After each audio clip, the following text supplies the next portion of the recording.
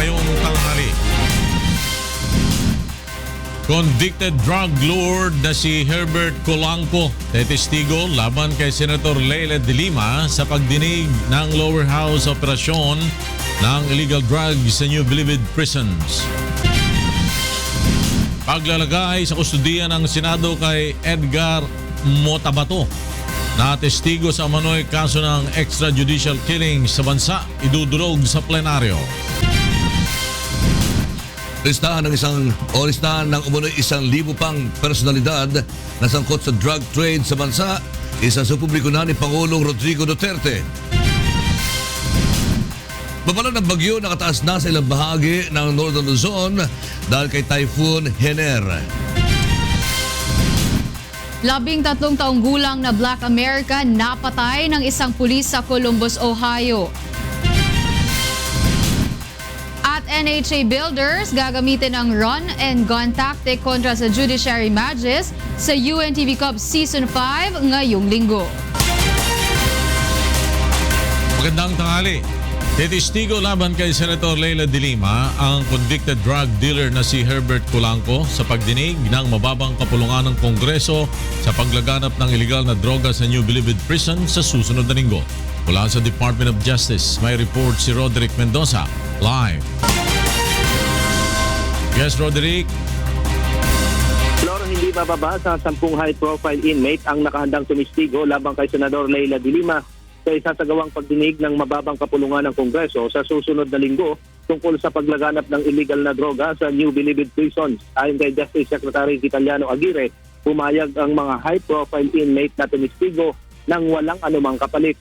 Isa sa mga ito ang convicted drug dealer na si Herbert Colanco na dati nang binanggit ni Pangulong Rodrigo Duterte na isa sa mga convicted drug lord na nakakapag-operate pa rin kahit nakabilanggo na sa maximum security compound ng Bilibid. Sumikat din si Colanco dahil nakakagawa pa ito ng music video sa loob ng bilangguan. Noong 2014, isa si Colanco sa 19 na high-profile inmate na inilipat sa NBI detention cell matapos madiskubre ang magarbong pamumuhay ng mga ito sa loob ng Bilibid. Ayon pa kay Secretary Aguirre, bukod sa mga high-profile inmate, isang dating NBI director at ilang NBI agents din ang titistigo tungkol sa umano'y naging papel ni de Lima sa paglaganap ng droga sa Bilibid nung ito pa ang kalihim ng Department of Justice. Flor? Roderick Mendoza nagulat mula sa Department of Justice. Handa ang Philippine National Police o PNP na imbestigahan ang mga taong ibinunyag ng witness na si Edgar Matubato na umano'y sangkot sa extrajudicial killing sa Davao. Mula sa Camp Crame, may report si Lea Ilagan, live. Yes, Lea? Magandang tanghali sa iyo, Flor. Pahayag na si PNP Chief Police Director General Ronald Bato de la Rosa na gawing pangunahing testigo si Edgar Motobato laban sa mga individual na isinasangkot nito sa mga pagpatay at iba pang illegal na gawain. Ayon kay de la Rosa, handa silang imbestigahan ang mga impormasyon at tao na isiniwalat ni Motobato kahapon. Handa rin aniya ang PNP na kupkupin si Motobato lalo na ngayon na tinanggihan ng liderato ng Senado ang kustodiya nito. Pero duda si De La Rosa na papayag ang komite ni Senator Leila de Lima na mapunta sa kustodiya ng Philippine National Police si Motobato. Dagdag pa ni PNP Chief, hindi niya kilala si Motobato at kung nakilala lang daw niya sana ito noon, sana'y inaresto na niya ito dahil galit aniya siya sa mga sangkot sa vigilante killing. Balik sa iyo, Floor. Lea Ilagan nagulat mula sa Camp Crame. Sa iba pang mga balita, idudulog ni Senador Antonio Trillanes IV sa plenaryo sa Lunes na maisailalim na sa kustodiya ng Senado ang testigo nagsangkot kay President Rodrigo Duterte sa Davao Death Squad. May report si Joyce Balancio. Hindi pinayagan ni Senate President Aquilino Pimentel III ang hiling ni Senator Antonio Trillanes IV na ilagay sa kustodiya ng Senado si Edgar Matubato. Siya ay ikatlong testigo na iniharap sa pagdinig kahapon ng Senate Committee on Justice and Human Rights at Public Order and Dangerous Drugs sa mga manay kaso ng extrajudicial killings at summary execution sa ilalim ng Duterte administration. Nais ni Senator Trillanes na maproteksyonan sana ang testigo, gayong direkta niyang pinangalanan si President Duterte at ang anak nitong si Paulo Duterte at iba pang mga kaalyado ng Pangulo bilang pangunahing nasa likod ng mga pagpatay sa Davao noong mayor pa ng lungsod ang Pangulo. Inamin ni Bato-Bato na bahagi siya ng notorious Davao Death Squad mula 1998 hanggang 2013. Di-disappoint ako, no? It was a very heartless decision at hindi ko in-expect yan kay Senator Pimentel. Hopefully sa Monday maliliwanag kung ano talagang nangyari dito kasi alam natin na siya ay malalagay sa peligro after nung kanyang testimonya tapos pinabayaan natin na ganito. Ayon kay Trillanes, hindi pinayagan ito ni Pimentel dahil irrelevant o walang kinalaman ang testigo sa mga isyuan niya na dapat talakayin sa committee hearing. Binanggit ng senador na noon pa man ay nasa ilalim na sa kustodiya ng Senado ang ilang kontrobersyal na mga testigo katulad ni Jun Losada. Gayunpaman, habang hinihintay ng senador ang plenaryo sa Lunes, tumulong na rin ito sa pagbibigay ng proteksyon sa testigo. Hindi natin ma-assure yan, ano? Pero sabi ko nga, at least nakabantay yung buong mundo kung anong gagawin nila pag may masamang mangyari dyan sa testigo natin. Samantala, iniabot na rin ni Senator Laila de Lima sa opisina ni Senate President Coco Pimentel para irekomenda sa kustodiya ng Senado ang testigo. Joyce Balancio, UNTV News and Rescue, Senate of the Philippines. Nagpahayag naman ng kalungkutan si Vice President Leni Robredo sa mga paratang na inihayag laban sa Liberal Party sa pagdinig ng Senado kahapon sa extrajudicial killings sa bansa.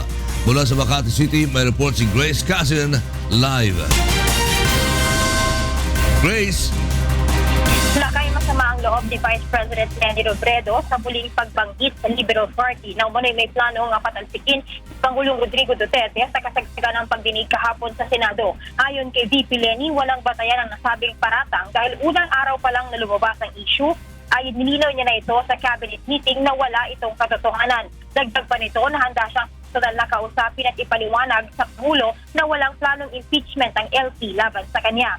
Naniniwala ito na sa panahong ito ay hindi magpa-prosper ang anumang impeachment complaint na ihahain laban sa Pangulo. Sinabi pa ng Vice Presidente na simula nang matapos ang May 2016 elections ay hindi pa muling nakapagpulong ang LP bilang isang partido. Kaya walaan niyang pag-uusap ang partido patungkol sa kasalukuyang administrasyon. Umaasa si VP Leni na malinawan na ang issue dahil ayaw niyang masira ang maayos na sabahan nila ni Pangulong Duterte. Tiniyak nito na kahit may ilang mga bagay siyang hindi sinasang-ayunan sa mga reforma ng Pangulo, buo ang kanyang suporta sa kasalukuyang administrasyon.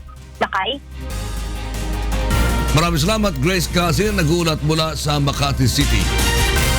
Plano ng isa publiko ni Pangulong Rodrigo Duterte ang may 1,000 personalidad na umano'y sangkot sa operasyon ng iligal na droga sa bansa. Naritong report ni Nestor Tor. Makapal na bungkos ng mga papel, naglalaman ng nasa 1,000 pangalan ng mga kapitan ng barangay, pulis, alkalde, kongresista, gobernador at mga wes na umano'y sangkot din sa operasyon ng iligal na droga.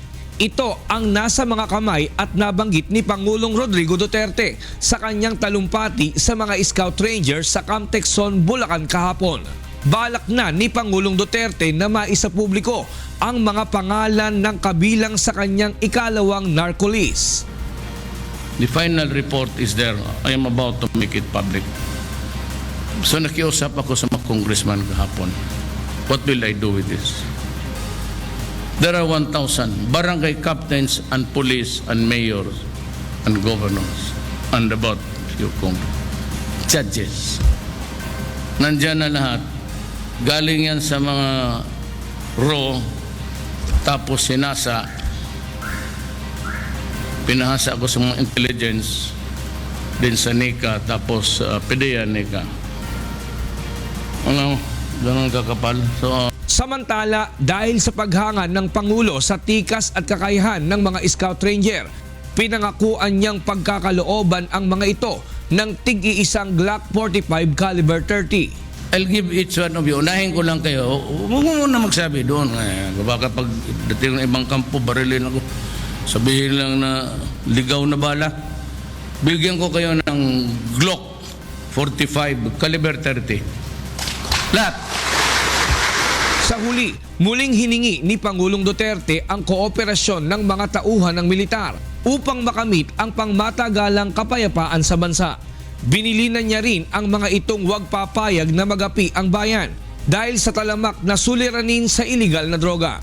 But remember just that. Pakiusap ko lang. Huwag na yan. Lalo na ang pinakamabigat natin yan. Alam ninyo yan. Alam ninyo. Strug. Do not ever, huwag kayong pumayag. Baski sinong mapresidente, sinong mamayor dyan. Sabihin niyo, do not. Huwag ninyong sirain ang Pilipino. Marami. Nestor Torres, UNTV News and Rescue, Bulacan. Sa kaugnay na balita, binawi na ang gun license ng ilan sa mga pinangalanang politiko at law enforcement personnel ni Pangulong Rodrigo Duterte na umano'y sangkot sa operasyon ng iligal na droga. Narito ang report ni Lea Ilagan. Sa mahigit 100 law enforcer at local government executives na pinangalanan ni President Rodrigo Duterte na sangkot sa iligal na droga, nasa 72 na natanggalan ng lisensya at registration ng baril ng PNP Firearms and Explosive Office. Ayon kay FEO Deputy Director Police Senior Superintendent Jose Malayo, sa 72 personalidad, 44 dito ang elected official, isa ang judge, 3 ang PNP official at 24 naman ang tauhan mula sa Philippine National Police, Armed Forces of the Philippines at iba pang law enforcement agency. 380 baril naman ang pagmamayari ng mga ito kasama na ang siyam ni Talitay Maguindanao Vice Mayor Abdul Wahab Sabal na kinabibilangan ng 5 short firearms at 4 na Class A light weapons o high-powered firearms. Dagdag ni Malayo, sa 318 firearms na tinanggalan ng lisensya, 49 pa lamang ang ipinatago o nakadeposito sa kanila. Ang deposit area ng mga firearms is not only at FEO. It will start from the nearest police station tapos dadalhin po yun dito sa atin. Kung hindi aniya maidideposito ang mga nasabing baril, mahaharap ang mga ito sa kaso dahil sa pagmamayari ng loose firearms. That could be subjected for some law enforcement operations like applications for the search warrant in accordance to procedure. Ito rin aniya ang isa sa dahilan kung bakit nahuli si Vice Mayor Sabal sa airports Datu Udin, Sinsuat, Maguindanao. Bukod kasi sa umano'y pagdadala ng iligal na droga ng vice alkalde, ay mayroon ding 45 pistol, M16 rifle, 2 granada at IED na 60mm mortar round na nakuha sa loob ng sasakyan nito. Lea Ilagan, UNTV News and Rescue, Camp Crame. Susunod sa C-News, mapala ng bagyo nakataas sa ilang bahagi ng Northern Luzon kahit na palabas na si Typhoon Hiner. Iloilo City, isa sa mga napiling lugar na pagdausan ng ASEAN Summit sa susunod na taon. At paglilipat ng ilang government offices sa probinsya, ipinanukala kontra traffic crisis sa Metro Manila.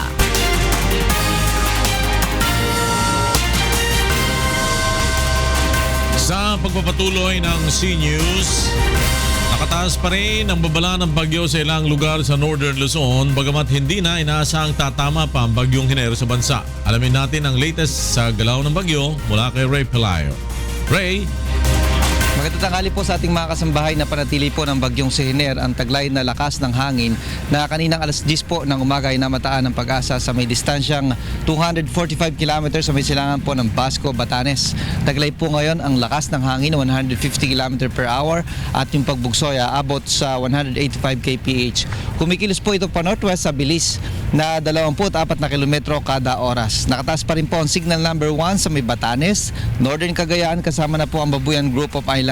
Makararanas po dyan ang mga pagulan at pagbugso ng hangin. At ayon din po sa Pag-asa ngayon ay lalo pa pong lumapit itong si Hiner dyan po sa may area ng extreme Northern Luzon at tatahakin ito ang direksyon papunta dyan sa may eastern silangang bahagi po ng Taiwan at hindi na inaasahang maglalandfall o tatama sa naman pong bahagi ng ating bansa. Subalit pinag-iibayo ng bagyo itong southwest monsoon o habagat. May epekto na po yan sa may western section ng Luzon, yung area po ng Mimaropa at yung maging yung Panayat Negros Island at sa Zamboanga Peninsula nakakaranas na po dyan ng mga pag-ulan. Ang Metro Manila naman at nalabing bahagi ng bansa ay magkakaroon naman po ng isolated rain showers and thunderstorms o yung biglaan pong mga pag-ulan.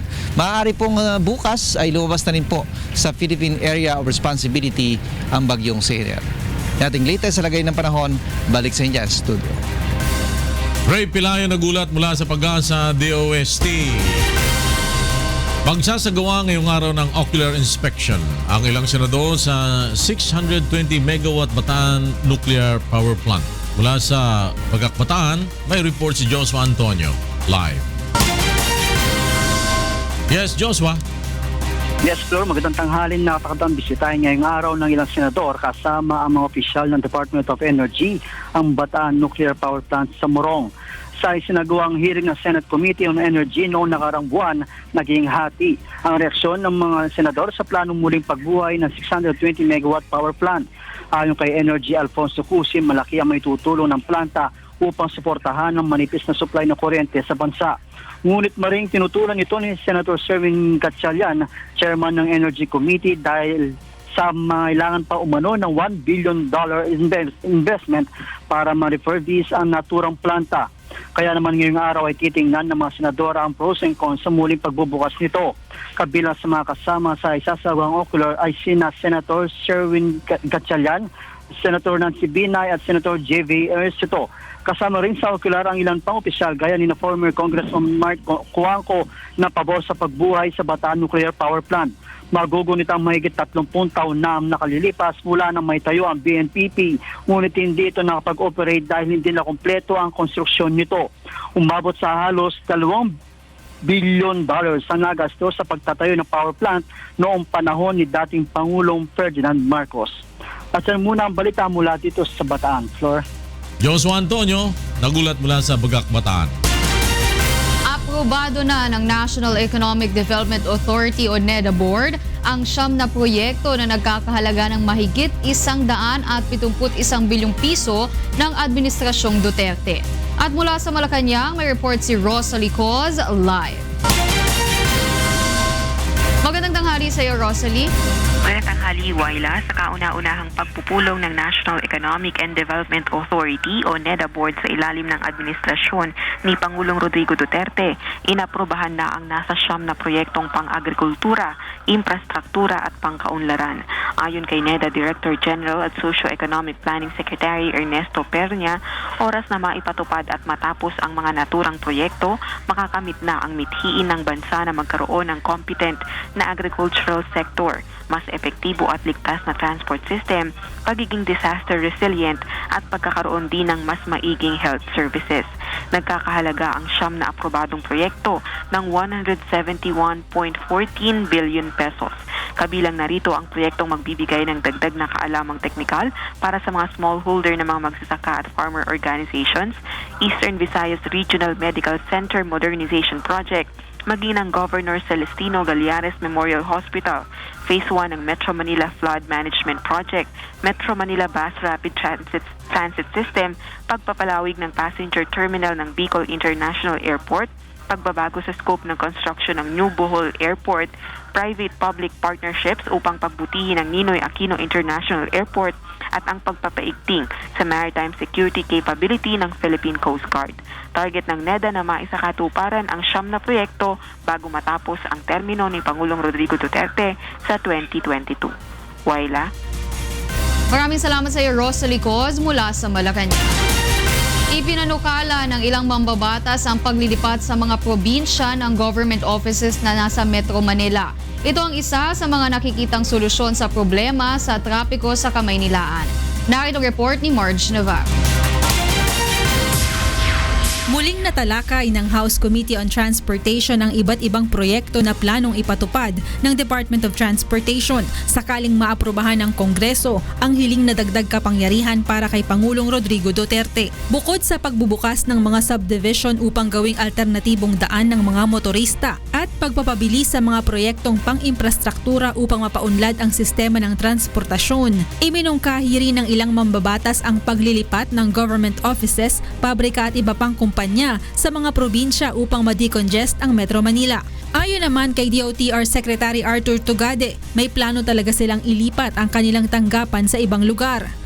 Dadalhin ko sa clock para in our own way mabawasan yung tao. Pangalawa ko, I am seriously considering of changing the working time subject to certain approvals by law and regulation na gagawin kong 7 to 4. Plano ko ho dyan, before mid next year dapat nakalipat na ang DOT. Samantala, habang hinihintay pa ng Transportation Department kung maaaprobahan ang panukalang emergency powers, ibinalita rin ng kalihim na sa ngayon ay patuloy silang nakikipag-usap sa mga lokal na pamahalaan upang gawing unified ang ilang traffic scheme sa Metro Manila. Nakipagpulong na ho ako sa mga ibang mga alkalde, some individually, some collectively, and nag-agree na nga ho na yung CCTV, okay? Isi-synchronize na lahat para isang bistahan lang. Akalain mo ba merong CCTV ang MMDA, may CCTV yung Highway Patrol, may CCTV lahat ng syudad, pero hindi synchronized. Muli ring binigyang diin ni Secretary Tugade na hindi maaabuso ng kasalukuyang administrasyon ang hinihiling na dagdag kapangyarihan, lalo pat magkakaroon naman anya ng Oversight Committee kung saan magsusumite ang DOTR ng regular reporting at development hinggil sa traffic. Iginiit rin ng kalihim na sakali mang maaprubahan ang proposed emergency powers, nangako ito sa mga mambabatas na magiging FOI compliant ang kanilang ahensya upang maging transparent at tiyaking hindi ito magagamit sa anumang uri ng korupsyon. Marge Navarro, UNTV News and Rescue Philippines. Sa iba pang balita, naghain na ng sagot ang prosekusyon sa apela ni NBN-ZTE deal whistleblower June Lozada para mapawalang sala sa kinakaharap na kasong graft. At mula sa Sandigan Bayan, may report si Mon Ocson live. Go ahead, Mon. Yes, Wyla, naghain ng motion for reconsideration ang kampo ni NBN-ZTE deal whistleblower June Lozada sa Sandigan Bayan 4th Division upang hilingin sa korte na siya ay mapawalang sala sa kasong graft. Nagsimula ang kaso ng i-award ni Lozada ang leasehold right ng mahigit 6,000 hektare ng lupa ng Philippine Forest Corporation sa kanyang kapatid na si Orlando Lozada at sa isang kumpanyang konektado rin sa kanya kahit hindi ito dumaan sa tamang proseso. Ayon sa motion ng kampo ni Lozada, may karapatan ito na i-award ang leasehold right kahit hindi na ito dumaan sa public bidding. Ang batayan ay ang board resolution na nag-ootorita kay Lozada sa kanyang asawa na tumayo bilang representative at magdesisyon sa mga pinansyal na transaksyon ng Philippine Forest Corporation. Subalit, pinutulan ito ng prosekusyon at sinabing hindi malabo ang ruling ng korte sa pagsasabi na pinabura ni Lozada ang kanyang kapatid. Ang katunayan, batay sa komento ng prosekusyon, consultant lamang ang kapatid ni Lozada sa Philippine Forest kung kaya't wala itong karapatan na makakuha ng leasehold rights sa lupa na naturang kumpanya. August 23 nang mahatulang guilty si Lozada sa paglabag sa Section 3E ng Anti-Graft Law. 6 hanggang 10 taon na pagkakakulong ang hatol ng korte at 60,000 pesos ang piyansa na binayaran ni Lozada sa graft court. Yan ang latest. Balik sa iyo, Wyla. Maraming salamat sa iyo, Mon Ocson, mula sa Sandigan Bayan. Naglatag na ng mas komprehensibong guidelines ang Presidential Communications Office matapos na makatanggap ng maraming pagpuna sa mga communication policies nito. Narito ang report ni Rosalie Cos. Constructive criticism ang turing ng Presidential Communications Office matapos tumanggap ng mga puna kamakailan dahil sa ilang kontrobersyal na pahayag ng mga tagapagsalita at ilang miyembro ng gabinete ni Pangulong Rodrigo Duterte. Isa na rito ang umano'y pagkakaroon ng maraming tagapagsalita ni Pangulong Rodrigo Duterte. Kaya naman muli nitong nilinaw ang communication policy ng Duterte administration. Si Secretary Ernesto Abella ang opisyal na tagapagsalita ng Pangulo. Samantala, lahat naman ng mga katanungan at paglilinaw hinggil sa mga naging pahayag ng Pangulo ay nararapat idirekta sa Presidential Communications Office o PCO. If you have any questions, clarificatory questions of what the President said yesterday or last night, please go to us, the Presidential Communications Office.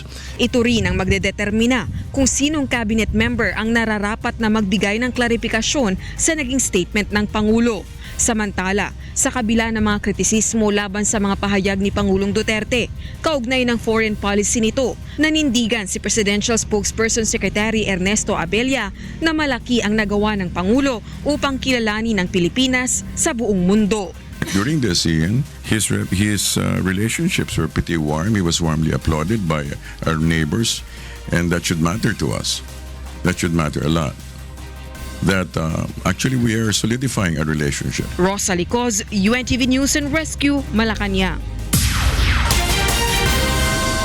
Itinakda ng National Organizing Committee ang isasagawang ocular inspection sa Iloilo City sa Setyembre 26 hanggang 28. Isa ang Iloilo sa mga syudad sa bansa na pagdarausan ng ministerial meetings na dadaluhan ng mga lider ng bansa na dadalo sa ASEAN Summit.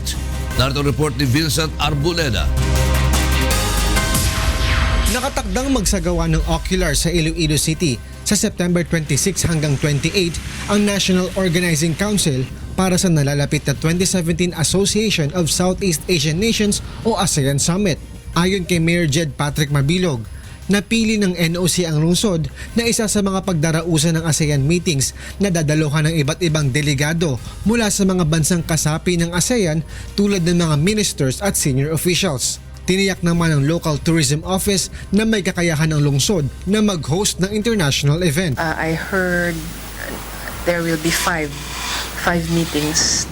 We are highly capable because we were chosen to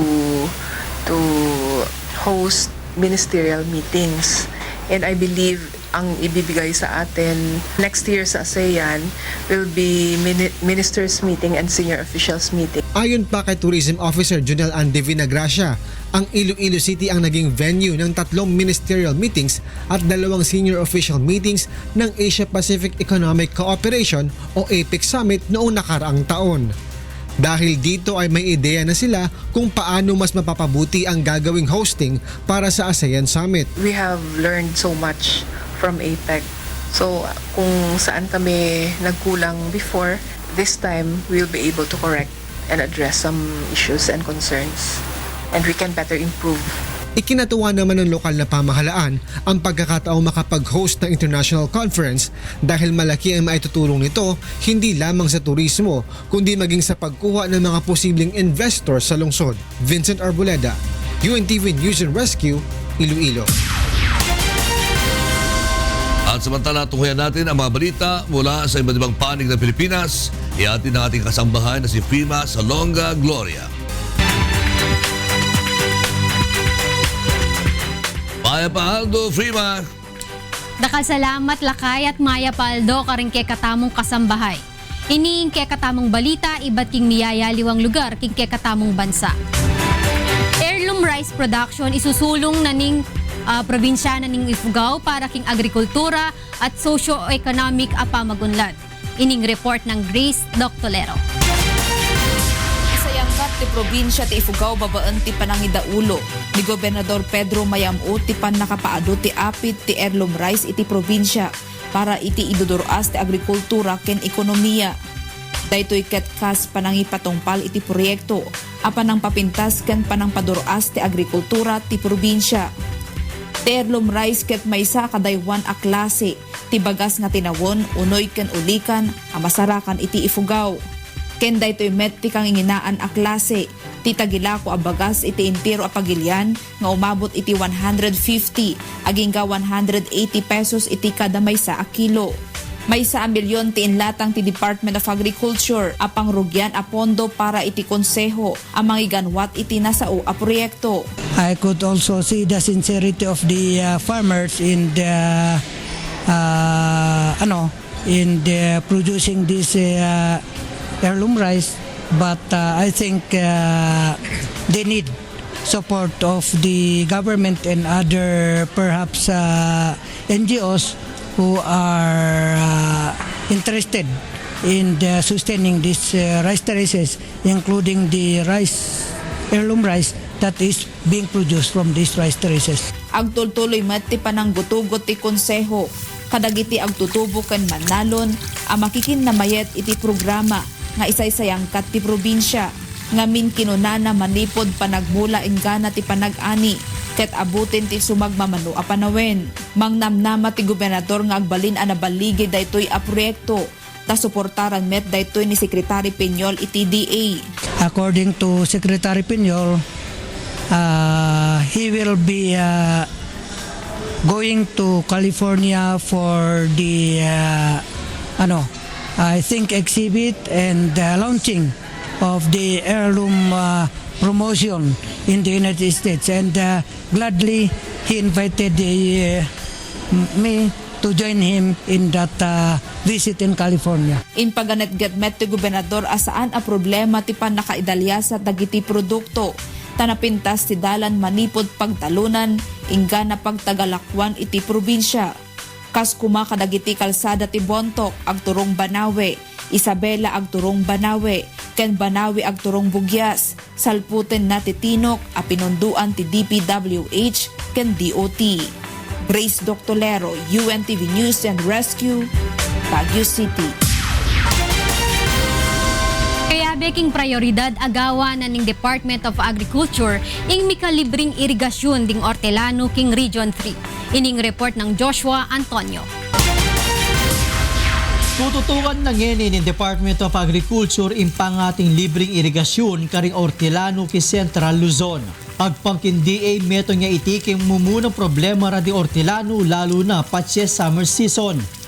Agpangkin datos maragulay babayaran na irrigation fee ra di Hortelano ang miraras at 2,500 hanggang 5,000. Mas matas sa kanu iti patse dry season. Malaking tulong yun sa mga magsasaka. Malaking tulong yun. Because on the average, about 2,500 hanggang 5,000 na binabayaran. Depende sa season. Kung dry season, mas malaki yung irrigation fee na binabayaran mo. Malaking tulong yon na mabigyan ng subsidy ang farmer. Total, tumutulong na rin lang tayo sa farmer, no? Ito isang magandang tulong sa kanila.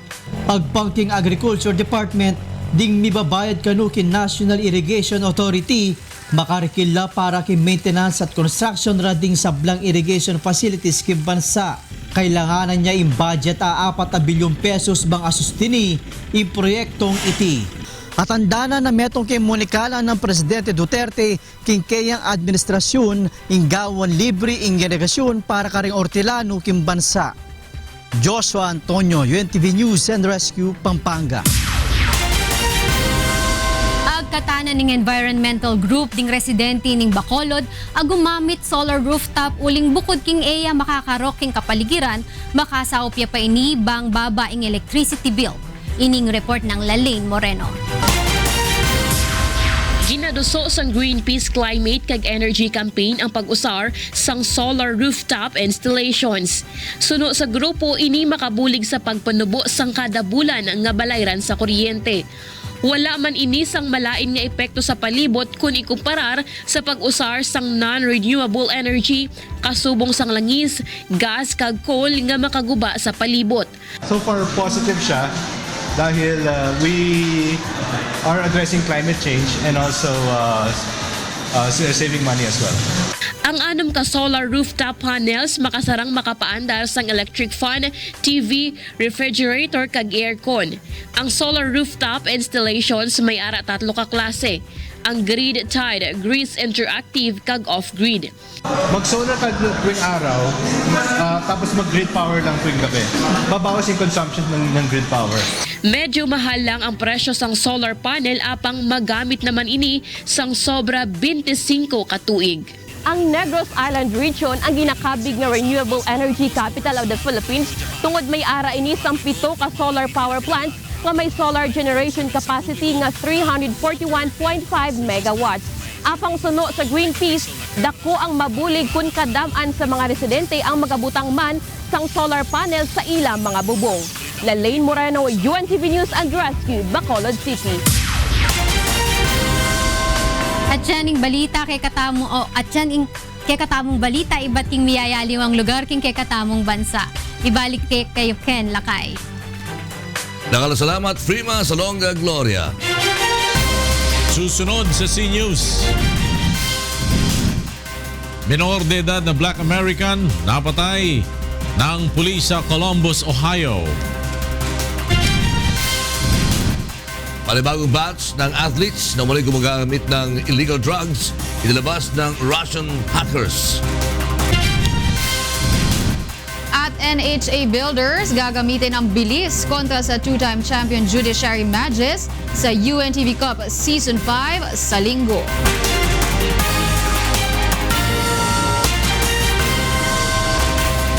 Nagbabalik ang C-News. Ipinahayag ng World Anti-Doping Agency WADA na may panibagong batch ng mga atleta na inilik ng Russian Cyber Espionage Group. Ang grupo ding ito ang naglathala ng confidential medical data isang linggo pa lamang ang nakararaan. Sinabi ng WADA na sa pinakabagong inilabas ng Russian Cyber Espionage Group ay 25 atleta mula sa United States, Germany, Britain, Czech Republic, Denmark, Poland, Romania at Russia ang sangkot. Kasama sa listahan ang British cyclists na sina Bradley Wiggins at Chris Froome, Czech tennis player Petra Kvitova at German discus thrower Robert Harting.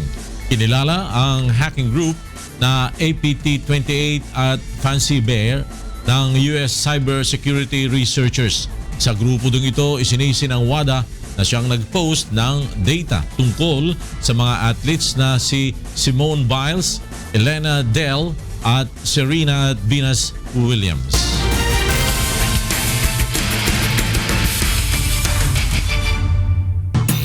Run and gun tactic ang gamitin ng NHA Builders sa pagkipagsagupan nito sa two-time champion Judiciary Magis sa UNTV Cup Season 5 sa Linggo. Narito ang report ni Bernard Dadis. Taken away. Another T-by. Good move by ni Lustestica. Hindi mo nakukuha ng offensive rebound. Ang Lustestica. Bautista waiting for the dribble. Gagamitin pa rin ng NHA Builders ang kanilang run and gun play sa nalalapit nilang laban kontra two-time champion Judiciary Magis sa darating na linggo alas 5 ng hapon sa University of Makati Gymnasium. Parang ng game yung NHA run and gun pa rin yung namin yung kumbaga pinaka-weapon ng team namin kasi parang undersized pa rin kami compared dun sa other team.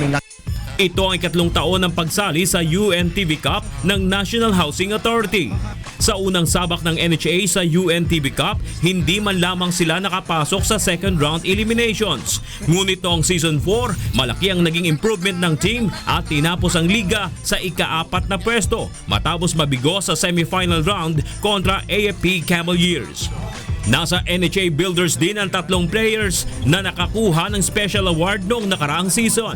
Ang best scoring at season's MVP na si Antonio Lustestica Jr., best in assist Waldemar Tibay at ang 6'5 center na si Marvin Mercado na tinanghal na best in blocks.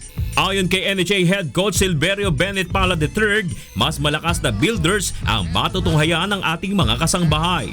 Mas malakas kami ngayon and we're aiming for the championship. Hindi lang yung MVP natin last year ang gagawa ngayon. Lahat na sila gagawa ngayon. Kumpiyansa naman na makakapasok muli sa finals ang two-time champion Judiciary Magis ngayong season. Yung UNTV Cup 4 medyo minalas tayo eh. So subukan ulit namin na lumaban sa championship at makuha ulit ito. Medyo poor showing tayo last season, so medyo siguro mas uhaw kami ngayon. So mas magpupursige na kami ngayon. Ito'y dahil sa bago nilang acquisition na dating PBA player na si Chester Tolomia. Kasi nawala sa atin si John Hall, no? So hopefully mapunuan niya yung void na naiwan ni John Hall.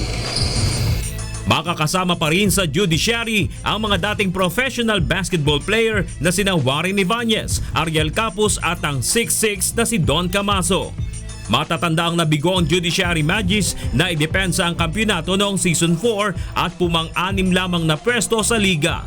Samantala, una namang maghaharap ang DOJ Justice Boosters at PNP Responders alas 2 ng hapon. Nasusundan ng BFA Firefighters kontra Season 4 third placer MMDA Black Wolves bago ang laban ng NHA Builders at Judiciary Magis sa University of Makati Gymnasium. Mapapanood ng live ang mga games sa UNTV at live via streaming sa untvweb.com. Bernard Dadis para sa UNTV Cup Season 5. Samantala, alamin naman natin ang balita sa labas ng bansa mula kay William T. Good afternoon, William. What's the latest around the globe? Good afternoon, Wyla, and to all our kasangbahay. Here are the top stories from around the globe. Colombia's FARC rebels are set to vote on a historic peace agreement with the government to end more than half a century of conflict before giving up their armed struggle in favor of politics. RC Reyes has the news.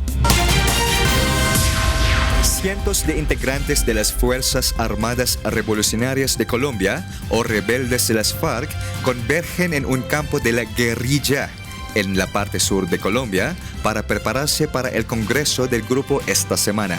Los combatientes se acostumbraron a la lucha armada y los encargados de las minas antipersonales colocaron ladrillos y amarraron tallos de bambú antes de la apertura oficial. Se está trabajando las 24 horas en 3 turnos para poder estar listos el día, dado de que la dinámica del proceso se aceleró y nos sorprendió un poco la fecha. Los delegados están listos para ratificar un acuerdo con el fin de acabar con 52 años de guerra. Tomar las decisiones políticas necesarias para nosotros también poder avanzar en la perspectiva de que nosotros participemos en la actividad política del país. Sería esa, en concreto sería esa la... Representantes de cada unidad de las FARC debatirán y votarán sobre el acuerdo alcanzado el mes pasado después de casi 4 años de conversaciones con el gobierno. Bajo los términos del acuerdo, los ex rebeldes podrán ejercer funciones una vez completen los requisitos de desmovilización. Alrededor de 1,000 delegados y miembros de la prensa esperan asistir a la reunión históricamente secreta del sábado, la primera abierta para periodistas y civiles, en donde los rebeldes discutirán el acuerdo de 5 puntos y su transformación en un partido político. Arce Reyes, UNTV Noticias y Rescate, Colombia. Meanwhile, a police officer shot a 13-year-old boy who fled the scene of an alleged armed robbery in Columbus, Ohio. Sunny Cos reports. A 13-year-old robbery suspect being arrested was fatally shot by a police in Ohio after pulling a BB gun. Tyree King was shot multiple times by the police after he pulled what appeared to be a weapon in a confrontation that later was proved to be a BB gun that shoots small rounds of pellets with laser lights. According to investigators, the incident happened after a robbery victim reported to police that a group of armed males threatened him with guns. Police then located the group, including King, according to the victim's description, but fled after being questioned. Police then shot King when he pulled out his BB gun. A witness described the incident. Looked out the window to see what was going on, saw an officer running after somebody this way down to the left, and heard gunshots about 5-10 seconds afterwards. In a midday news update, police has revealed that King was black and the officer who shot him was Brian Mason, a 9-year veteran of the force who is white. King's death comes nearly 2 years after a fatal shooting of a black 12-year-old Tamir Rice by a white police officer from Cleveland. Sonicos UNTV News and Rescue, USA. 2 people have died and several are still missing in floods and landslides caused by torrential rains in central Vietnam. In Thanh Hoa province, 2 bodies were recovered after a landslide hit a hut where 10 people are taking shelter during heavy rains. 3 people survive and 5 are still missing. Schools were forced to close as roads were inundated by floodwaters, leaving more than 500 families stranded. The mountain areas in central Vietnam are often hit by flash floods, causing human casualties and loss of crops. Meanwhile, Brazil's former President Luiz Inácio Lula da Silva on Wednesday rejected charges filed against him of being the top boss of a vast corruption scheme at a state oil company, Petrobras. Carlos Miranda filed this report. Esta foi a primeira vez que Lula, ainda o político mais popular do Brasil, mesmo tendo acusações de corrupção contra ele e o Partido dos Trabalhadores, foi acusado pelos promotores federais de estar envolvido no esquema de propinas na empresa de petróleo brasileira, como é formalmente conhecida. Provem uma corrupção minha, que eu irei a pé. O promotor público Deltan Delagnon disse na coletiva de imprensa mais cedo, no dia em que o esquema da Petrobras causou perdas estimadas em 42 bilhões de reais, o equivalente a 12,6 bilhões de dólares. Hoje, o Ministério Público Federal acusa o senhor Luiz Inácio Lula da Silva como comandante máximo do esquema de corrupção identificado na Lava Jato. Mas os advogados de Lula afirmam que faltam evidências dos promotores que apoiem as acusações que são parte de uma perseguição política para impedir sua candidatura na eleição em 2018. Os promotores alegam que o carismático ex-líder sindical recebeu pessoalmente cerca de 3,7 milhões de reais, o equivalente a 1,11 milhões de dólares de suborno, incluindo um apartamento de luxo no litoral paulista de uma das firmas de engenharia e construção, em meio ao escândalo dos subornos à empresa OAS. Lula negou possuir o apartamento triplex no Guarujá. Que a única coisa que tenho orgulho é que eu conquistei o direito de andar de cabeça erguida dentro do país. As acusações são um golpe em Lula, o que não descarta sua candidatura para a presidência novamente em 2018. Mas uma condenação criminal o impediria de se candidatar pelos próximos 8 anos. Carlos Miranda, o NTV Notícias e Resgate, São Paulo, Brasil. And those are the stories making headlines around the globe. Back to you, Wyla. Thank you, William Theo, for the latest outside the Philippines.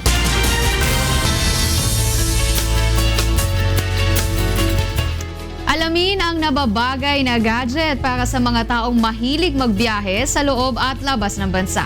Narito ang report ni Brian Evangelista.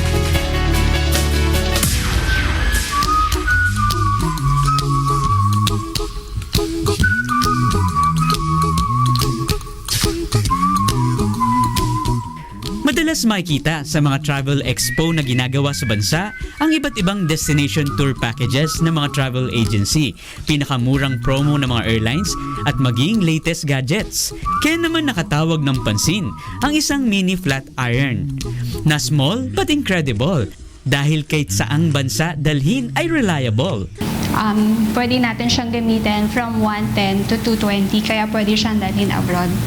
Ayon kay Gardose, nasa 90% ang natitipid nito dahil nasa 100 watts lang ang average power consumption na mas mababa sa karaniwang plancha na umaabot ng 1,200 watts. Actually, hindi siya naka-plug naka-wireless siya. So doon pa lang dito, na tayo, iwas sunog, so walang gulo sa bahay. Compare dito, kapag iniwan natin, kailangan natin i-monitor every now and then at saka bawal nating iwan. Ang pinakapatungan kasi ng mini flat iron na ito, ang mismong naka-plug sa outlet. Buti pa ang planchang ito, madaling mag-adjust kasi mula sa manipis na tela, nakakapag-adjust sa makapal na tela. Yes, Bri. Actually, pwede siya sa mga maong. Hindi kagaya ko, mahirap mag-adjust. Natututunan niya? Natin siya, let's say, may tumawag sa'yo or may telepono, need to answer the phone. Kahit iwan natin siya, still, hindi siya nasusunog. Bukod sa mga useful gadgets para sa mga travelers, pinamamalas din ng Department of Tourism ang mga kulay na kultura at eco-tourist destinations ng bansa. Brian Evangelista, UNTV News and Rescue, Quezon City. Wala meron na naman tayong aabangan. Monday. Yung pagtestigo ni Colanco. Ni Colanco. At ano yung kanina yung sinasabi mo sa akin? Updates lang kanina. Ilan daw yung hindi lang si Colanco? Mga 13 witnesses. Hindi kayo ito mapipreempt ka? Yun ang update kanina. Mas mas kaabang-abang yung mangyayari sa Lunes. At yan ang mga balitang aming tinutukan at inaksyonan. Dahil sa aming pagbabalita, una ang pagkalinga sa kapwa. UNTVC News, may balita. Saan mang panig, ng daigdig. Magandang tanghali at Happy weekend!